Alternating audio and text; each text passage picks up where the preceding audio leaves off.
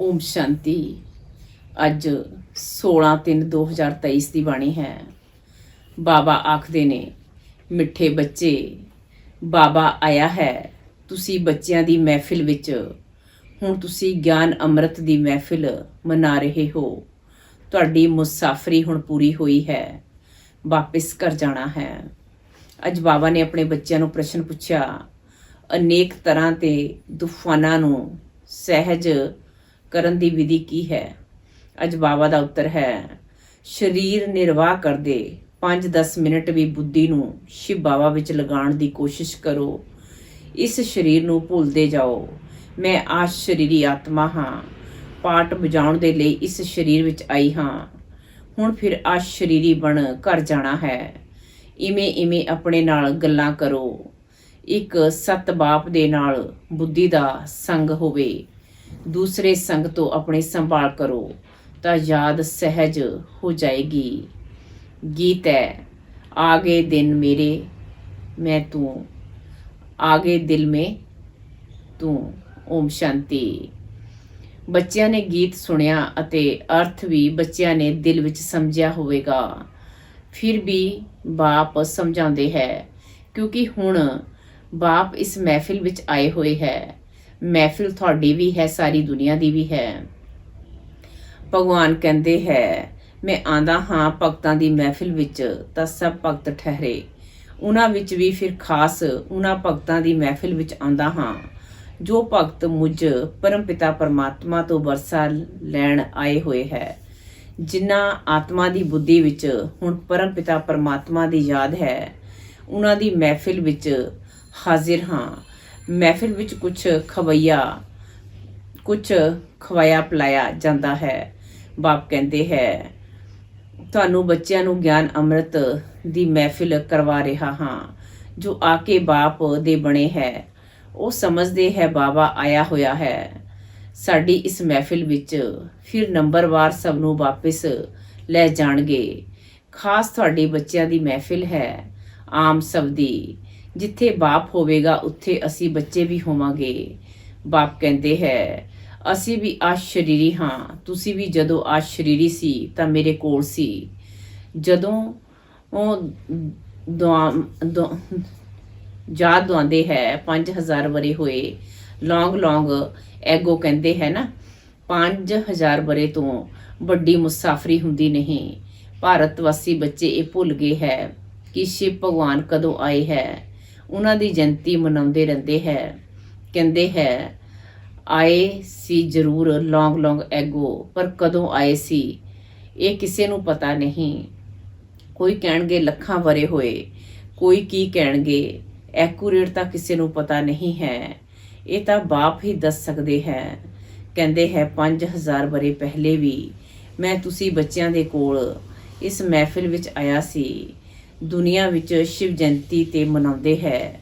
ਉਸ ਦਿਨ ਉਹਨਾਂ ਕੋਲੋਂ ਜਾ ਕੇ ਪੁੱਛੋ ਕਿ ਦੱਸੋ ਇਹਨਾਂ ਨੂੰ ਕਿੰਨੇ ਵਰੇ ਹੋਏ। ਗਾਂਧੀ ਦੀ ਜਯੰਤੀ ਮਨਾਉਣਗੇ ਤਾਂ ਝੱਟ ਦੱਸ ਦੇਣਗੇ ਕਿ ਇੰਨੇ ਵਰੇ ਹੋਏ। ਸ਼ਿਵ ਦਾ ਕੋਈ ਦੱਸ ਨਹੀਂ ਸਕਦਾ, ਪਰ ਤੁਸੀਂ ਬੱਚੇ ਜਾਣਦੇ ਹੋ ਸ਼ਿਵ ਨੂੰ ਤੇ ਬਹੁਤ ਸਮਾਂ ਹੋਇਆ ਜਦੋਂ ਕਿ ਆਇਆ ਸੀ। ਉਹ ਤਾਂ ਕੁਝ ਵੀ ਜਾਣਦੇ ਨਹੀਂ। ਕਹਿੰਦੇ ਹੈ ਜਨਮ ਮਰਨ ਰਹਿਤ ਹੈ, ਨਾਮ ਰੂਪ ਤੋਂ ਨਿਆਰਾ ਹੈ। ਅਰੇ ਨਾਮ ਰੂਪ ਤੋਂ ਨਿਆਰਾ ਹੈ ਤਾਂ ਫਿਰ ਜਯੰਤੀ ਕਿਸ ਦੀ ਮਨਾਉਂਦੇ ਹੈ? ਤਾਂ ਨਾਮ ਰੂਪ ਤੋਂ ਨਿਆਰਾ ਹੋ ਨਹੀਂ ਸਕਦਾ। ਜ਼ਰੂਰ ਭਾਰਤ ਵਿੱਚ ਆਇਆ ਸੀ ਤਾਂ ਹੀ ਤੇ ਜਯੰਤੀ ਮਨਾਉਂਦੇ ਹੈ ਨਾ। ਫਿਰ ਨਾਮ ਰੂਪ ਤੋਂ ਨਿਆਰਾ ਕਿਵੇਂ ਕਹਿੰਦੇ ਹੈ? ਯਾਦ ਕਰਦੇ ਹੈ, ਪਰ ਉਹ ਆਇਆ ਕਦੋਂ ਸੀ?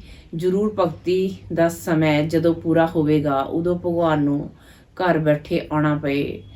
ਭਗਵਾਨ ਕਿਸ ਰੂਪ ਵਿੱਚ ਆਉਂਦੇ ਹੈ ਇਹ ਕੋਈ ਨਹੀਂ ਜਾਣਦੇ। ਬੜਾ ਚਤੁਰਾਈ ਨਾਲ ਕਿਸੇ ਨੂੰ ਪੁੱਛਣਾ ਹੈ ਅਤੇ ਫਿਰ ਸਮਝਾਉਣਾ ਹੈ। ਭਗਵਾਨ ਤੇ ਹੈ ਨਿਰਾਕਾਰ, ਤੁਸੀਂ ਉਹਨਾਂ ਦੀ ਪੂਜਾ ਕਰਦੇ ਹੋ। ਕਹਿੰਦੇ ਹੋ, ਹੇ ਪਰਮਾਤਮਾ, ਹੇ ਭਗਵਾਨ। ਉਹਨਾਂ ਨੂੰ ਕੋਈ ਦੇਵਤਾ ਨਹੀਂ ਕਹਾਂਗੇ। ਦੇਵਤਾ ਹੈ ਬ੍ਰਹਮਾ ਵਿਸ਼ਨੂੰ ਸ਼ੰਕਰ। ਤਾਂ ਇਹਨਾਂ ਚਿੱਤਰਾਂ ਤੇ ਵੀ ਸਮਝਾਉਣਾ ਪਏ। ਤੁਸੀਂ ਸ਼ਿਵ ਦੇ ਮੰਦਿਰ ਵਿੱਚ ਵੀ ਜਾਓਗੇ ਤਾਂ ਉਹਨਾਂ ਕੋਲੋਂ ਪੁੱਛਣਗੇ ਇਹ ਕਦੋਂ ਆਏ ਸੀ, ਕਿਵੇਂ ਆਏ। ਨਿਰਾਕਾਰੀ ਦੁਨੀਆ ਤੋਂ ਤਾਂ ਸਭ ਆਉਂਦੇ ਹੈ। ਪਰਮ ਪਿਤਾ ਪਰਮਾਤਮਾ ਨੂੰ ਪਾਤਿਤ ਪਾਵਨ ਕਹਿੰਦੇ ਹੈ ਤਾਂ ਕੀ ਕੀਤਾ? ਪਤਿਤ ਨੂੰ ਪਾਵਨ ਕਿਵੇਂ ਬਣਾਇਆ, ਜ਼ਰੂਰ ਸਾਕਾਰ ਵਿੱਚ ਆ ਕੇ ਮੁੱਖ ਨਾਲ ਸਮਝਾਇਆ ਹੋਵੇਗਾ। ਕੋਈ ਸਿੱਖਿਆ ਦਿੱਤੀ ਹੋਵੇਗੀ। ਇਵੇਂ ਹੀ ਤਾਂ ਕੋਈ ਕਹਿ ਨਾ ਸਕੇ। ਜ਼ਰੂਰ ਮਨੁੱਖ ਤਨ ਵਿੱਚ ਹੀ ਆਉਣਗੇ। ਭਗਵਾਨ ਆਂਦੇ ਹੀ ਹੈ, ਨਹੀਂ ਰਚਨਾ ਰਚਨ, ਤਾਂ ਜ਼ਰੂਰ ਕਿਸੇ ਦੇ ਤਨ ਵਿੱਚ ਆਇਆ ਹੋਇਆ ਹੋਵੇਗਾ, ਗਾਇਆ ਵੀ ਹੋਇਆ ਹੈ। ਬ੍ਰਹਮਾ ਮੁਖ ਨਾਲ ਮਨੁੱਖ ਸ੍ਰਿਸ਼ਟੀ ਰਚੀ ਗਈ। ਬ੍ਰਾਹਮਣ ਸ੍ਰਿਸ਼ਟੀ ਨਾਲ ਨਾਮ ਨਹੀਂ ਲਿਖਿਆ ਹੋਇਆ ਹੈ। ਬ੍ਰਹਮਾ ਮੁਖ ਕਮਲ ਨਾਲ ਮਨੁੱਖ ਰਚੇ ਜਾਂਦੇ ਹੈ, ਤਾਂ ਜ਼ਰੂਰ ਬ੍ਰਹਮਾ ਦੇ ਬੱਚੇ ਬ੍ਰਾਹਮਣ ਹੀ ਹੋਣਗੇ। ਪ੍ਰਜਾਪਿਤਾ ਬ੍ਰਹਮਾ ਨੇ ਤਾਂ ਜ਼ਰੂਰ ਬ੍ਰਾਹਮਣ ਬ੍ਰਾਹਮਣੀਆਂ ਰਚੇ ਹੋਣਗੇ। ਸਿਰਫ ਮੇਲ ਰਚੇ ਤਾਂ ਬ੍ਰਿਧੀ ਕਿਵੇਂ ਹੋਵੇ, ਸਿਰਫ ਫੀਮੇਲ ਰਚੇ ਤਾਂ ਵੀ ਬ੍ਰਿਧੀ ਕਿਵੇਂ ਹੋਵੇਗੀ। ਇਸ ਲਈ ਦੋਵੇਂ ਹੀ ਹੈ, ਬ੍ਰਹਮਾ ਕੁਮਾਰ ਅਤੇ ਕੁਮਾਰੀਆਂ, ਨਹੀਂ ਤਾਂ ਬ੍ਰਾਹਮਣ ਸੰਪਰਦਾਇ ਕਿਵੇਂ ਬਣੇ। ਪਰਮ ਪਿਤਾ ਪਰਮਾਤਮਾ ਰਚਤਾ ਬੇਸ਼ੱਕ ਹੈ, ਬ੍ਰਹਮਾ ਦੁਆਰਾ ਸ੍ਰਿਸ਼ਟੀ ਰਚੀ ਜਾਂਦੀ ਹੈ, ਤਾਂ ਜ਼ਰੂਰ ਬ੍ਰਹਮਾ ਤਨ ਵਿੱਚ ਆਉਣਾ ਪੈਂਦਾ ਹੋਵੇਗਾ। ਇਹ ਗੱਲਾਂ ਜੋ ਚੰਗੀ ਤਰ੍ਹਾਂ ਸਮਝਣਗੇ, ਹੋਰਨਾਂ ਨੂੰ ਧਾਰਨ ਕਰਾਉਣਗੇ, ਉਹੀ ਫਿਰ ਸਮਝਾ ਸਕਣਗੇ। ਜੋ ਪੂਰੇ ਰਾਜ ਜੋਗੀ ਹੋਣਗੇ, ਬਾਪ ਨੂੰ ਅਤੇ ਰਜਾਈ ਨੂੰ ਯਾਦ ਕਰਦੇ ਹੋਣਗੇ, ਜਿਸ ਦੇ ਲਈ ਬਾਬਾ ਕਹਿੰਦੇ ਹੈ, ਬੱਚੇ ਸਭ ਦਰਸ਼ਨ ਚੱਕਰਧਾਰੀ ਬਣੋ। ਸਭ ਤੇ ਪੂਰਾ ਯਾਦ ਕਰਦੇ ਨਹੀਂ ਹੈ, ਬਾਬਾ ਦੇ ਕੋਲ ਆਉਂਦੇ ਹੈ, ਕਹਿੰਦੇ ਹੈ ਗਿਆਨ ਤੇ ਸਹਿਜ ਹੈ। ਚੱਕਰ ਨੂੰ ਵੀ ਸਮਝਾਇਆ ਹੈ, ਚੱਕਰ ਨੂੰ ਵੀ ਸਮਝਿਆ ਹੈ। 84 ਜਨਮਾਂ ਦਾ ਰਾਜ ਵੀ ਠੀਕ ਸਮਝਾਇਆ ਹੈ। 84 ਜਨਮ ਤਾਂ ਜ਼ਰੂਰ ਲੈਣੇ ਹੈ, ਅਤੇ ਜੋ ਪਹਿਲੇ ਨੰਬਰ ਵਾਲੇ ਹੈ ਉਹੀ 84 ਜਨਮ ਲੈਣਗੇ। ਇਹ ਸਭ ਤਾਂ ਠੀਕ ਹੈ, ਪਰ ਯਾਦ ਵਿੱਚ ਰਹਿਣਾ ਇਹ ਬੜਾ ਮੁਸ਼ਕਿਲ ਹੈ। ਯੋਗ ਵਿੱਚ ਅਨੇਕ ਤਰ੍ਹਾਂ ਦੇ ਤੂਫਾਨ ਆਉਂਦੇ ਹੈ, ਉਹਨਾਂ ਨੂੰ ਕਿਵੇਂ ਵਸ਼ ਕਰੀਏ, ਉਸ ਦਾ ਉਪਾਅ ਕੀ ਹੈ, ਕਿਹੜਾ ਟਾਈਮ ਹੈ ਜਿਸ ਵਿੱਚ ਚੰਗੀ ਤਰ੍ਹਾਂ ਯਾਦ ਕਰ ਸਕੀਏ। ਤਾਂ ਬਾਬਾ ਨੇ ਸਮਝਾਇਆ, ਉਵੇਂ ਤਾਂ ਚਲਦੇ ਫਿਰਦੇ ਉੱਠਦੇ ਬੈਠਦੇ ਯਾਦ ਕਰੋ। ਹੁਣ ਤੁਸੀਂ ਇੱਥੇ ਬੈਠੇ ਹੋ, ਅਸੀਂ ਤੁਹਾਨੂੰ ਪੁੱਛਦੇ ਹਾਂ, ਇਸਤਰੀ ਨੂੰ ਯਾਦ ਕਰਦੇ ਹੋ। ਹੁਣ ਨਾਮ ਇਸਤਰੀ ਦਾ ਸੁਣਿਆ ਅਤੇ ਝਟ ਬੁੱਧੀ ਭੱਜੀ ਇਸਤਰੀ ਦੇ ਵੱਲ। ਬੁੱਧੀ ਦਾ ਕੰਮ ਹੋ ਗਿਆ ਨਾ। ਉਵੇਂ ਹੀ ਤੁਸੀਂ ਭਾਵੇਂ ਕੋਈ ਵੀ ਕੰਮ ਸਰੀਰ ਨਿਰਵਾਹ ਅਰਥ ਕਰੋ, ਪਰ ਸ਼ਿਵ ਬਾਬਾ ਦੇ ਕੋਲ ਬੁੱਧੀ ਲਗਾਉਣ ਦੀ ਕੋਸ਼ਿਸ਼ ਕਰੋ। 5 ਮਿੰਟ 10 ਮਿੰਟ ਵੀ ਯਾਦ ਕਰੋ। ਹਾਂ, ਇਹ ਮਾਇਆ ਵੀ ਵਿਘਨ ਜ਼ਰੂਰ ਪਾਏਗੀ। ਤੂਫਾਨ ਬੜੇ ਜ਼ੋਰ ਨਾਲ ਆਉਣਗੇ ਡਗਮਗਾਉਣ ਦੇ ਲਈ, ਪਰ ਫਿਰ ਵੀ ਤੁਸੀਂ ਆਪਣਾ ਪੁਰਸ਼ਾਰਥ ਕਰਦੇ ਚਲੋ। ਇਸ ਸਰੀਰ ਨੂੰ ਭੁੱਲਣਾ ਮਤਲਬ ਬਾਪ ਦੀ ਯਾਦ ਵਿੱਚ ਰਹਿਣਾ। ਗੱਲ ਇੱਕ ਹੀ ਹੈ। ਆਪਣੇ ਨੂੰ ਆਤਮਾ ਅਸ਼ਰੀਰੀ ਸਮਝਣਾ ਪਏ। ਮੈਂ ਅਸਲ ਅਸ਼ਰੀਰੀ ਸੀ। ਪਾਠ ਬੁਝਾਉਣ ਦੇ ਲਈ ਇਹ ਸਰੀਰ ਲਿਆ ਹੈ, ਫਿਰ ਅਸ਼ਰੀਰੀ ਬਣ ਘਰ ਜਾਂਦਾ ਹਾਂ। ਬੁੱਧੀ ਵਿੱਚ ਸਿਰਫ ਬਾਪ ਅਤੇ ਬਾਪ ਦਾ ਘਰ ਯਾਦ ਹੋਵੇ। ਬਾਪ ਦਾ ਘਰ ਉਹੀ ਹੈ ਜਿੱਥੇ ਹੁਣ ਜਾਣਾ ਹੈ। ਫਿਰ ਇਹ ਬੁੱਧੀ ਵਿੱਚ ਹੈ ਕਿ ਬਾਪ ਦੀ ਪ੍ਰਾਪਰਟੀ ਹੈ ਸਤਯੁਗ, ਤਾਂ ਇੱਕ ਬਾਪ ਦੀ ਯਾਦ ਨਾਲ ਉਹ ਹੀ ਯਾਦ ਆਏਗੀ। ਭਗਤੀ ਮਾਰਗ ਅਤੇ ਗਿਆਨ ਮਾਰਗ ਵਿੱਚ ਬੁੱਧੀ ਦਾ ਹੋਰ ਵੱਲ ਜਾਂਦੀ ਹੈ। ਕੰਨਿਆ ਦੀ ਸਗਾਈ ਹੋ ਜਾਂਦੀ ਹੈ, ਤਾਂ ਫਿਰ 1-2 ਦੀ ਯਾਦ ਰਹਿੰਦੀ ਹੈ।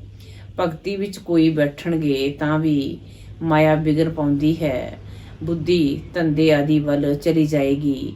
ਮਾਇਆ ਦੀ ਦੁਸ਼ਮਣੀ ਹੈ ਨਾ। ਭਗਤ ਦੇਵਤਾ ਨੂੰ ਯਾਦ ਕਰਨਗੇ ਤਾਂ ਵੀ ਬੁੱਧੀ ਹੋਰ ਵੱਲ ਭੱਜ ਜਾਏਗੀ। ਮਾਇਆ ਬੁੱਧੀ ਨੂੰ ਟਿਕਾਣੇ ਲੱਗਣ ਨਹੀਂ ਦਿੰਦੀ ਹੈ। ਆਫਿਸ ਵਿੱਚ ਜਾਂਦੇ ਹਾਂ ਤਾਂ ਵੀ ਉਸ ਕੰਮ ਵਿੱਚ ਬੁੱਧੀ ਰਹਿੰਦੀ ਹੈ। ਇਮਤਿਹਾਨ ਪਾਸ ਕੀਤਾ ਹੈ, ਉਦੋਂ ਇਹ ਕੰਮ ਕਰਨਾ ਹੁੰਦਾ ਹੈ, ਉਸ ਵਿੱਚ ਬੁੱਧੀ ਲੱਗ ਜਾਂਦੀ ਹੈ। ਅਵਿਅਕਤ ਚੀਜ਼ ਵਿੱਚ ਬੁੱਧੀ ਲਗਾਉਣ ਵਿੱਚ ਮਾਇਆ ਹੈਰਾਨ ਕਰਦੀ ਹੈ। ਭਗਤਾਂ ਨੂੰ ਵੀ ਬੜੀ ਮੁਸ਼ਕਲ ਨਾਲ ਸਾਖਸ਼ਾਤਕਾਰ ਹੁੰਦਾ ਹੈ। ਜਦੋਂ ਬਹੁਤ ਤੀਵਰ ਭਗਤੀ ਕਰਦੇ ਹੈ ਤਾਂ ਬਾਪ ਖੁਸ਼ ਹੁੰਦੇ ਹੈ। ਹੁਣ ਤਾਂ ਭਗਤੀ ਦੀ ਗੱਲ ਹੀ ਨਹੀਂ, ਹੁਣ ਤਾਂ ਹੈ ਨਾਲਜ। ਅਸਲ ਵਿੱਚ ਭਗਤੀ ਵੀ ਕਰਨੀ ਚਾਹੀਦੀ ਹੈ ਇੱਕ ਦੀ। ਅਭਿਆਬੀਚਾਰੀ ਭਗਤੀ ਹੋਵੇ ਤਾਂ ਸਾਖਸ਼ਾਤਕਾਰ ਵੀ ਹੋਵੇ। ਅੱਜ ਕੱਲ੍ਹ ਤਾਂ ਭਗਤੀ ਵਿਆਭੀਚਾਰੀ ਬਣ ਗਈ ਹੈ। ਸਭ ਨੂੰ ਯਾਦ ਕਰਦੇ ਰਹਿੰਦੇ ਹੈ, ਤਾਂ ਬਾਬਾ ਸਾਖਸ਼ਾਤਕਾਰ ਵੀ ਨਹੀਂ ਕਰਾਉਂਦੇ ਹੈ। ਇੱਕ ਵਿੱਚ ਪੂਰਾ ਨਿਸ਼ਚੈ ਹੋਵੇ ਤਾਂ ਬਾਬਾ ਸਾਖਸ਼ਾਤਕਾਰ ਵੀ ਕਰਾਉਣ। ਤਾਂ ਬਾਪ ਸਮਝਾਉਂਦੇ ਹੈ, ਮੈਨੂੰ ਇੱਕ ਨੂੰ ਯਾਦ ਕਰੋ, ਮੂੰਹ ਨਾਲ ਕੁਝ ਵੀ ਕਹਿਣਾ ਨਹੀਂ ਹੈ। ਤੁਸੀਂ ਇਸਤਰੀ ਨੂੰ ਯਾਦ ਕਰਦੇ ਹੋ ਤਾਂ ਕੁਝ ਮੂੰਹ ਨਾਲ ਕਹਿਣਾ ਪੈਂਦਾ ਹੈ ਕਿ ਖਿਆਲ ਆਇਆ ਅਤੇ ਬੁੱਧੀ ਭੱਜ ਜਾਂਦੀ ਹੈ। ਇਹ ਬੇਹੱਦ ਦਾ ਬਾਪ ਉਹਦਾ ਸਦਾ ਸੁਖ ਦੇਣ ਵਾਲਾ ਹੈ। ਤਾਂ ਹੁਣ ਤੁਹਾਡੀ ਸਗਾਈ ਕਰਵਾਉਂਦੇ ਹੈ ਉਸ ਪਰਮ ਪਿਤਾ ਪਰਮਾਤਮਾ ਨਾਲ। ਤਾਂ ਉਸ ਨੂੰ ਯਾਦ ਕਰਨ ਦੀ ਕੋਸ਼ਿਸ਼ ਕਰੋ। ਮਾਇਆ ਦਾ ਤੂਫਾਨ ਲਾਏਗੀ, ਸਾਰੀ ਦੁਨੀਆ ਦੁਸ਼ਮਣ ਬਣੇਗੀ, ਪਰ ਬਾਪ ਨੂੰ ਨਹੀਂ ਭੁੱਲਣਾ। ਜਿੰਨਾ ਬਾਪ ਨੂੰ ਯਾਦ ਕਰੋਗੇ ਉਨਾ ਵਿਕਰਮ ਵਿਨਾਸ਼ ਹੋਣਗੇ। ਅਜਿਹੇ ਤਾਂ ਬਹੁਤ ਮਨੁੱਖ ਹੁੰਦੇ ਹੈ ਜੋ ਸਾਰਾ ਦਿਨ ਭਗਵਾਨ ਦਾ ਨਾਮ ਵੀ ਨਹੀਂ ਲੈਂਦੇ ਹੈ। ਬਹੁਤ ਖਰਾਬ ਸੰਗ ਹੁੰਦਾ ਹੈ, ਇਸ ਲਈ ਗਾਇਆ ਜਾਂਦਾ ਹੈ, ਸੰਗ ਤਾਰੇ ਕੁਸੰਗ ਬੋਰੇ। ਸਤ ਪਰਮ ਪਿਤਾ ਪਰਮਾਤਮਾ ਦਾ ਸੰਗ ਹੀ ਪਾਤਿਤ ਤੋਂ ਪਾਵਨ ਬਣਾਏਗਾ। ਹੁਣ ਤਾਂ ਸਾਰੀ ਦੁਨੀਆ ਪਾਤਿਤ ਹੈ, ਉਹਨਾਂ ਨੂੰ ਸੰਗ ਚਾਹੀਦਾ ਹੈ ਪਾਤਿਤ ਪਾਵਨ ਦਾ। ਤਾਂ ਜ਼ਰੂਰ ਉਹਨਾਂ ਨੂੰ ਇੱਥੇ ਸਾਕਾਰ ਵਿੱਚ ਆਉਣਾ ਪਏ ਨਾ। ਸਤ ਹੈ ਹੀ ਇੱਕ, ਸਤ ਦੀ ਮਹਿਫਿਲ ਵਿੱਚ ਤੁਸੀਂ ਬੈਠੇ ਹੋ। ਬਾਬਾ ਆਖਦੇ ਨੇ, ਜਾਣਦੇ ਹੈ ਅਸੀਂ ਆਤਮਾਵਾਂ ਦਾ ਸੰਗ ਹੁਣ ਪਰਮ ਪਿਤਾ ਪਰਮਾਤਮਾ ਦੇ ਨਾਲ ਹੈ। ਬਾਪ ਕਹਿੰਦੇ ਹੈ, ਮੇਰੀ ਯਾਦ ਨਾਲ ਹੀ ਤੁਹਾਡੇ ਵਿਕਰਮ ਵਿਨਾਸ਼ ਹੋਣਗੇ। ਚੰਗਾ ਸੰਗ ਹੋਵੇਗਾ ਤਾਂ ਮੁਰਲੀ ਸੁਣਨਗੇ। ਬੁੱਧੀ ਯੋਗ ਇੱਕ ਬਾਪ ਦੇ ਨਾਲ ਲੱਗਾ ਰਹੇਗਾ ਤਾਂ ਅਜਿਹਾ ਸੰਗ ਤਾਰੇਗਾ, ਮਤਲਬ ਪਾਵਨ ਬਣਾਏਗਾ। ਪਾਵਨ ਬਣਨ ਬਗੈਰ ਉਹਨਾਂ ਦੇ ਕੋਲ ਕੋਈ ਜਾ ਨਹੀਂ ਸਕਦਾ। ਬਾਪ ਖੁਦ ਹੀ ਸਿਖਾਉਂਦੇ ਹੈ ਮੇਰੇ ਨਾਲ ਕਿਵੇਂ ਯੋਗ ਲਗਾਓ। ਪੜ੍ਹਾਉਣ ਵਾਲਾ ਖੁਦ ਆ ਕੇ ਸਮੁਖ ਹੁੰਦਾ ਹੈ। ਬੁੱਧੀ ਦਾ ਯੋਗ ਅਤੇ ਸੰਗ, ਹੋਰ ਸੰਗ ਤੋੜ ਇੱਕ ਸੰਗ ਜੋੜਨਾ ਹੈ। ਉਦੋਂ ਵਿਕਰਮ ਵਿਨਾਸ਼ ਹੋਣਗੇ, ਹੋਰ ਕੋਈ ਉਪਾਏ ਹੈ ਨਹੀਂ। ਪਾਵਨ ਦੁਨੀਆ ਹੈ ਸਵਰਗ, ਉੱਥੇ ਤੇ ਸੁੱਖ ਆਪਾਰ ਹੈ। ਇਵੇਂ ਨਹੀਂ, ਉੱਥੇ ਵੀ ਦੁੱਖ ਹੈ, ਦੈਤ ਹੈ। ਉੱਥੇ ਦੁੱਖ ਦਾ ਨਾਮ ਨਿਸ਼ਾਨ ਨਹੀਂ ਰਹਿੰਦਾ। ਸੋ ਵੀ 21 ਜਨਮਾਂ ਦੇ ਲਈ ਬਾਪ ਦੇ ਇੱਥੇ ਆ ਕੇ ਪੜ੍ਹਾਉਂਦੇ ਹੈ ਭਗਵਾਨੂਵਾਚ। ਅਸੀਂ ਤੁਹਾਨੂੰ ਰਾਜਾਵਾਂ ਦਾ ਰਾਜਾ ਬਣਾਉਣ ਸਹਿਜ ਰਾਜਯੋਗ ਸਿਖਾਉਂਦੇ ਹਾਂ। ਮਨੁੱਖਾਂ ਦੀ ਬੁੱਧੀ ਵਿੱਚ ਤਾਂ ਸ਼੍ਰੀ ਕ੍ਰਿਸ਼ਨ ਦਾ ਹੀ ਚਿੱਤਰ ਆ ਜਾਂਦਾ ਹੈ। ਤੁਹਾਡੀ ਬੁੱਧੀ ਵਿੱਚ ਹੈ ਕਿ ਸਾਨੂੰ ਪੜ੍ਹਾਉਣ ਵਾਲਾ ਸ਼ਿਵ ਬਾਬਾ ਹੈ, ਜੋ ਹੀ ਗਿਆਨ ਦਾ ਸਾਗਰ ਹੈ। ਉਹੀ ਤੁਹਾਨੂੰ ਬੱਚਿਆਂ ਨੂੰ ਨੌਲੇਜ ਦੇ ਰਹੇ ਹੈ। ਇਹ ਹੈ ਸਬਦਰਸ਼ਨ ਚੱਕਰਧਾਰੀ ਤ੍ਰਿਕਲਦਰਸ਼ੀ ਬਣਨਾ। ਤ੍ਰਿਕਲਦਰਸ਼ੀ ਬਣਨਾ ਮਤਲਬ ਤਿੰਨਾਂ ਕਾਲਾਂ ਨੂੰ ਜਾਣਨਾ, ਸ੍ਰਿਸ਼ਟੀ ਦੇ ਆਦਿ ਮੱਧ ਅੰਤ ਨੂੰ ਅਤੇ ਤਿੰਨਾਂ ਲੋਕਾਂ ਨੂੰ ਜਾਣਨਾ। ਮੂਲ ਵਤਨ, ਸੂਖਸ਼ਮ ਵਤਨ, ਸਥੂਲ ਵਤਨ ਨੂੰ ਵੀ ਤੁਸੀਂ ਜਾਣਦੇ ਹੋ। ਤੁਹਾਡੇ ਵਿੱਚ ਨੰਬਰਵਾਰ ਪੁਰਸ਼ਾਰਥ ਅਨੁਸਾਰ ਜਾਣਦੇ ਹੈ। ਬਾਕੀ ਇਸ ਵਿੱਚ ਤਕਲੀਫ ਕੋਈ ਨਹੀਂ ਹੈ। ਸਰੀਰ ਨਿਰਵਾਹ ਵੀ ਕਰਨਾ ਹੈ। ਇਵੇਂ ਨਹੀਂ ਕਿਹਾ ਜਾਂਦਾ ਕਿ ਕੰਨਿਆ ਨੂੰ ਵੀ ਸਰੀਰ ਨਿਰਵਾਹ ਅਰਥ ਮੱਥਾ ਮਾਰਨਾ ਹੈ। ਕੰਨਿਆ ਨੂੰ ਪਤੀ ਦੇ ਕੋਲ ਰਹਿਣਾ ਹੈ, ਸਰੀਰ ਨਿਰਵਾਹ ਪਤੀ ਨੂੰ ਕਰਾਣਾ ਹੈ। ਕੰਨਿਆ ਨੂੰ ਵੀ ਆਪਣੇ ਪੈਰਾਂ ਤੇ ਖੜਾ ਰਹਿਣਾ ਹੈ। ਇੱਕ ਕਹਾਣੀ ਹੈ ਨਾ, ਇੱਕ ਕੰਨਿਆ ਨੇ ਬਾਪ ਨੂੰ ਕਿਹਾ, ਮੈਂ ਆਪਣਾ ਨਸੀਬ ਖਾਂਦੀ ਹਾਂ। ਤਾਂ ਤੁਸੀਂ ਕੰਨਿਆਵਾਂ ਵੀ ਆਪਣਾ ਪੁਰਸ਼ਾਰਥ ਕਰ ਰਹੀਆਂ ਹੈ। ਜਿੰਨਾ ਪੜੋਗੇ, ਸ਼੍ਰੀਮਤ ਤੇ ਚਲੋਗੇ ਤਾਂ 21 ਜਨਮ ਰਾਜ ਕਰੋਗੇ। ਕੰਨਿਆਵਾਂ ਦਾ ਕੰਮ ਹੈ ਪੜ੍ਹਾਉਣਾ ਅਤੇ ਸਸੁਰ ਘਰ ਜਾਣਾ। ਤੁਹਾਨੂੰ ਵੀ ਵਿਸ਼ਨੂਪੁਰੀ ਸਵਰਗ ਵਿੱਚ ਭੇਜਿਆ ਜਾਂਦਾ ਹੈ। ਜਿੰਨਾ ਪੜੋਗੇ ਉਨਾ ਉੱਚ ਪਦਵੀ ਪਾਓਗੇ। ਉਹ ਤਾਂ ਇਵੇਂ ਹੀ ਕਰਨਗੇ। ਕਹਾਣੀ ਸੁਣਾਉਂਦੇ ਹੈ, ਸੱਚੀ ਸੱਚੀ ਗੱਲ ਇੱਥੇ ਦੀ ਹੈ। ਬਾਪ ਖੁਦ ਬੈਠ ਉਹਨਾਂ ਦਾ ਰਹੱਸ ਸੁਣਾਉਂਦੇ ਹੈ। ਤੁਸੀਂ ਸਭ ਕੰਨਿਆਵਾਂ ਹੋ। ਅਰਧ ਕੰਨਿਆ ਵੀ ਆਪਣਾ ਜੀਵਨ ਬਣਾ ਰਹੀ ਹੈ। ਬਾਪ ਅਜਿਹੇ ਕਰਮ ਸਿਖਾਉਂਦੇ ਹੈ ਜੋ ਕਦੀ ਦੁਖੀ ਜਾਂ ਵਿਧਵਾ ਨਹੀਂ ਹੋਣਾ ਪਵੇਗਾ, ਪਰ ਬਿਰਲਾ ਹੀ ਕੋਈ ਉੱਚੀ ਤਕਦੀਰ ਬਣਾਉਂਦੇ ਹੈ। ਕਈ ਤਾਂ ਬਣਾਉਂਦੇ ਆਸ਼ਚਰਯਵਤ ਭਗੰਤੀ ਹੋ। ਅਜਿਹੇ ਬਾਪ ਨੂੰ ਵੀ ਫਰਗਤੀ ਦੇ ਦਿੰਦੇ ਹੈ, ਡਾਈਵੋਰਸ ਵੀ ਦੇ ਦਿੰਦੇ ਹੈ, ਕਿਉਂਕਿ ਸ਼ਿਵ ਬਾਬਾ ਬਾਪ ਵੀ ਹੈ ਅਤੇ ਪਤੀਆਂ ਦਾ ਪਤੀ ਵੀ ਹੈ। ਅਜਿਹੇ ਬਾਪ ਨੂੰ ਬੱਚੇ ਫਰਗਤੀ ਦੇ ਦਿੰਦੇ ਹੈ, ਤਕਦੀਰ ਨੂੰ ਲਕੀਰ ਲਗਾ ਦਿੰਦੇ ਹੈ। ਸੱਜਣੀ ਹੈ ਤਾਂ ਵੀ ਡਾਈਵੋਰਸ ਦੇਣ ਨਾਲ ਕੌੜੀ ਵਰਗੀ ਬਣ ਪਏਗੀ। ਇਹ ਵੀ ਗਾਇਆ ਹੋਇਆ ਹੈ। ਆਸ਼ਚਰਯਵਤ ਡਾਈਵੋਰਸ ਦਵੰਤੀ ਫਰਗਤੀ ਦਵੰਤੀ। ਜਿਸ ਬਾਪ ਕੋਲੋਂ 21 ਜਨਮ ਦਾ ਰਾਜ ਭਾਗ ਮਿਲਦਾ ਹੈ, ਉਹਨਾਂ ਨੂੰ ਹੀ ਵੀ ਫਾਰਗਤੀ ਦੇ ਦਿੰਦੇ ਹੈ। ਕਈ ਤਾਂ ਆ ਕੇ ਬਾਪ ਦਾ ਬਣਨਗੇ, ਕਈ ਫਿਰ ਮਹਾਮੂਰਖ ਵੀ ਬਣਨਗੇ ਜੋ ਫਾਰਗਤੀ ਵੀ ਦੇ ਦੇਣਗੇ, ਡਾਈਵੋਰਸ ਵੀ ਦੇ ਦੇਣਗੇ। ਚੱਲਣ ਨਾਲ ਪਤਾ ਲੱਗ ਜਾਂਦਾ ਹੈ, ਵਿਕਾਰ ਵਿੱਚ ਜਾਂਦੇ ਰਹਿੰਦੇ ਹੈ, ਫਿਰ ਛਿਪ ਕਰ ਬੈਠ ਜਾਂਦੇ ਹੈ, ਫਿਰ ਲਿਖਦੇ ਹੈ ਕਿ ਬਾਬਾ ਭੁੱਲ ਹੋ ਗਈ, क्षमा ਕਰੋ। ਹੁਣ 100 ਗੁਣਾ ਧੰਡ ਤੇ ਚੜ ਗਿਆ, ਉਹ ਕਿਵੇਂ ਕੈਂਸਲ ਹੋ ਸਕਦਾ? ਸੱਚ ਦੱਸਣ ਨਾਲ ਆਦਾ ਮਾਫ ਵੀ ਹੋ ਜਾਏ। ਇਸ ਲਈ ਬਾਬਾ ਕਹਿੰਦੇ ਹੈ ਛਿਪ ਕੇ ਕਦੀ ਵੀ ਕਾਰ ਵਿੱਚ ਨਹੀਂ ਜਾਣਾ, ਨਾ ਫੈਮਿਲੈਰਿਟੀ ਵਿੱਚ ਹੀ ਆਉਣਾ ਹੈ। ਕ੍ਰੋਧ ਵੀ ਬਹੁਤ ਭਾਰੀ ਭੂਤ ਹੈ, ਭੂਤ ਵੀ ਦੁੱਖ ਦਿੰਦਾ ਹੈ। ਬਾਪ ਨੂੰ 5 ਵਿਕਾਰਾਂ ਦਾ ਦਾਨ ਦੇ, ਫਿਰ ਵਾਪਿਸ ਲੈਣ ਨਾਲ ਪਦਵੀ ਭ੍ਰਸ਼ਟ ਹੋ ਜਾਏਗੀ। ਅੱਛਾ, ਮਿੱਠੇ ਸਿੱਕੇ ਦੇ ਬੱਚਿਆਂ ਪ੍ਰਤੀ ਮਾਤਾ ਪਿਤਾ ਬਾਪ ਦਾਦਾ ਦਾ ਯਾਦ ਪਿਆਰ ਅਤੇ ਗੁੱਡ ਮਾਰਨਿੰਗ। ਰੂਹਾਨੀ ਬਾਪ ਦੀ ਰੂਹਾਨੀ ਬੱਚਿਆਂ ਨੂੰ ਨਮਸਤੇ। ਧਾਰਨਾ ਲਈ ਮੁੱਖ ਸਾਰ ਨੰਬਰ 1 ਪਰ ਆਪਣੀ ਉੱਚ ਤਕਦੀਰ ਬਣਾਉਣ ਦੇ ਲਈ ਵਿਕਰਮ ਵਿਨਾਸ਼ ਕਰਨ ਦਾ ਪੁਰਸ਼ਾਰਥ ਕਰਨਾ ਹੈ, ਪੜ੍ਹਾਈ ਤੇ ਪੂਰਾ ਧਿਆਨ ਦੇਣਾ ਹੈ। ਨੰਬਰ 2 ਕੁਸੰਗ ਤੋਂ ਆਪਣੀ ਸੰਭਾਲ ਕਰਨੀ ਹੈ, ਪਾਤਿਤ ਪਾਵਨ ਬਾਪ ਦੇ ਸੰਗ ਨਾਲ ਖੁਦ ਨੂੰ ਪਾਵਨ ਬਣਾਉਣਾ ਹੈ।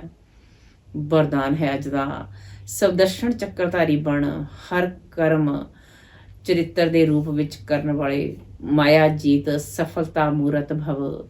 ਸਵਦਰਸ਼ਨ ਚੱਕਰਧਾਰੀ ਬਣ, ਹਰ ਕਰਮ ਚਰਿੱਤਰ ਦੇ ਰੂਪ ਵਿੱਚ ਕਰਨ ਵਾਲੇ ਮਾਇਆ ਜੀਤ ਸਫਲਤਾ ਮੂਰਤ ਭਵ। ਅੱਜ ਬਾਬਾ ਆਖਦੇ ਨੇ ਜਿਵੇਂ ਬਾਪ ਦੇ ਹਰ ਕਰਮ ਚਰਿੱਤਰ ਦੇ ਰੂਪ ਵਿੱਚ ਗਾਏ ਜਾਂਦੇ ਹੈ, ਇਵੇਂ ਤੁਹਾਡੇ ਵੀ ਹਰ ਕਰਮ ਚਰਿੱਤਰ ਦੇ ਸਮਾਨ ਹੋਣ। ਜੋ ਬਾਪ ਦੇ ਸਮਾਨ ਸਵਦਰਸ਼ਨ ਚੱਕਰਧਾਰੀ ਬਣੇ ਹੈ, ਉਹਨਾਂ ਤੋਂ ਕਦੀ ਵੀ ਸਧਾਰਨ ਕਰਮ ਨਹੀਂ ਹੋ ਸਕਦੇ। ਸਵਦਰਸ਼ਨ ਚੱਕਰਧਾਰੀ ਦੀ ਨਿਸ਼ਾਨੀ ਹੀ ਹੈ ਸਫਲਤਾ ਸਵਰੂਪ। ਜੋ ਵੀ ਕੰਮ ਕਰਨਗੇ ਉਸ ਵਿੱਚ ਸਫਲਤਾ ਸਮਾਈ ਹੋਈ ਹੋਵੇਗੀ। ਸਵਦਰਸ਼ਨ ਚੱਕਰਧਾਰੀ ਮਾਇਆ ਜੀਤ ਹੋਣ ਦੇ ਕਾਰਨ ਸਫਲਤਾ ਮੂਰਤ ਹੋਣਗੇ, ਅਤੇ ਜੋ ਸਫਲਤਾ ਮੂਰਤ ਹੈ ਉਹ ਹਰ ਕਦਮ ਵਿੱਚ ਪਦਮਪਤੀ ਹੈ। ਸਲੋਗਨ ਅੱਜ ਦਾ, ਖੁਸ਼ੀ ਦੇ ਸਮਰਥ ਸੰਕਲਪਾਂ ਦੀ ਰਚਨਾ ਕਰੋ ਤਾਂ ਤਨ ਮਨ ਤੋਂ ਸਦਾ ਖੁਸ਼ ਰਹੋਗੇ। ਖੁਸ਼ੀ ਦੇ ਸਮਰਥ ਸੰਕਲਪਾਂ ਦੀ ਰਚਨਾ ਕਰੋ ਤਾਂ ਤਨ ਮਨ ਤੋਂ ਸਦਾ ਖੁਸ਼ ਰਹੋਗੇ। ਓਮ ਸ਼ਾਂਤੀ।